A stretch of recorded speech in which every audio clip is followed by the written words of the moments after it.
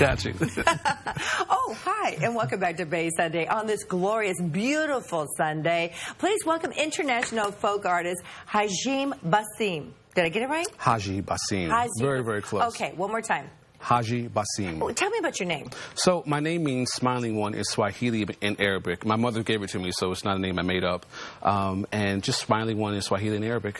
It's beautiful. Thank you. Thank you so much. You must have been smiling when you were born or something. Or they wanted me to smile when I was born, so they gave me the name to grow into it.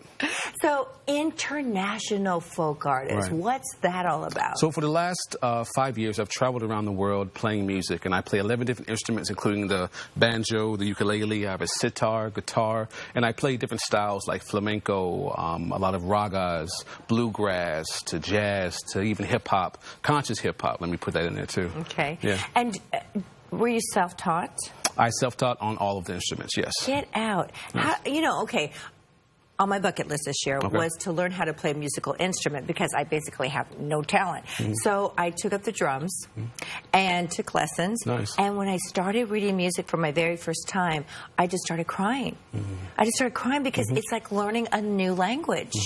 So how, but I had somebody teaching me. Right. How did you figure that out? So I have developed a method of music instruction called the Holistic Method, and it comprises of meditation, mindfulness with basic ukulele or music instruction. And I apply what I learned in meditation towards developing a relationship with each instrument that I play. So it just takes time to get to know it like a person.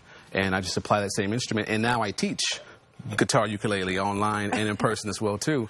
The same process. Okay, well, obviously you're not online, but in person, have you ever seen any of your clients, or your students cry? Yes. You have. Music Good. is such a healing. I'm not crazy. If you met, so many people are told when they're younger that they're not doing it right, so they feel like they can't be musical, and then when they have a lesson with me, they recognize they are musical, so it's like a release of sorts that I can play music. Wow. Okay, so what is your favorite instrument?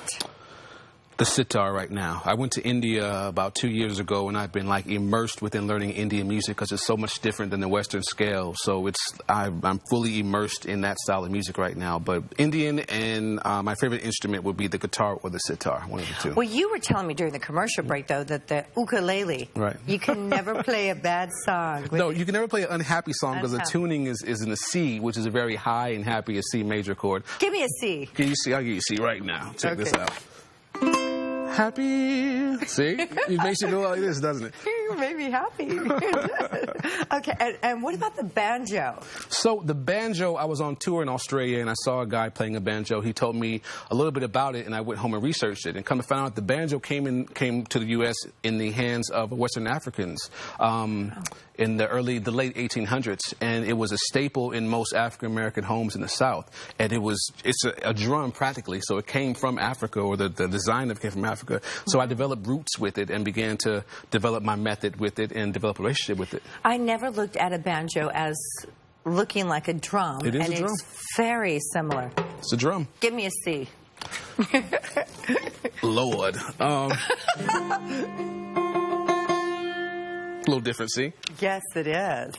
All right. So when you say you travel, what happens? You just hear that there's a music festival and you sign up and say, I'm there? Or what happens? No, that's sometimes. But mainly I book about 6 months in advance. I'm an independent artist right now. I wear a lot of hats, which I'm willing to take off very, very soon, which I find somebody to represent me. But I pretty much have been doing this for 5 years, and I book all my own shows. I look 6 months in advance when festivals or shows are going on based upon what city I want to be in, and I book them, and I show up and make music. Okay, and what is your favorite music right now? The sitar, playing the sitar, but is it Indian, fusion, or... For what it's worth, I'm a Gemini, so therefore I like to grab from many places, so I like to put everything into one style. But right now I'm listening to a lot of ragas and chants, more spiritual-based music. Where do you think music is today as far as the sound? Now, of course, we have a lot of rap out there. Right. So I'll be very honest, I live in a bit of a bubble. So I am not outwardly seeking out a music that doesn't inspire me. So I look for the inspiration from inside of myself. And most music for me has some kind of a spiritual base, because the root of all music, I feel, and my teachers have felt that I've taught, learned from in India, that music is a spiritual expression. And when you speak up from that point of view, it allows it to be more powerful and resonate more. Were you able to check out the Hartley Strictly Bluegrass Festival real recently in San Francisco? I was not. No, no. That was just like last weekend. Okay. You were probably internationally somewhere, but okay. I was in Phoenix. Yeah. Where are you going to be coming up soon? So today I'm going to be at the Oakland Museum of California from 7 o'clock to 9 doing a set there. I have a private show on Saturday, and then Sunday I'll be at Heart and Soul Center of Light here in actually Oakland. Okay, I tell you what. Since I can't get to those venues today or tomorrow or whenever, Sure. I just can't. I want to hear you play a little bit something. So we'll take this brief time out, and we'll hear Haji playing for us right after this commercial break. Stay with us. I can't wait.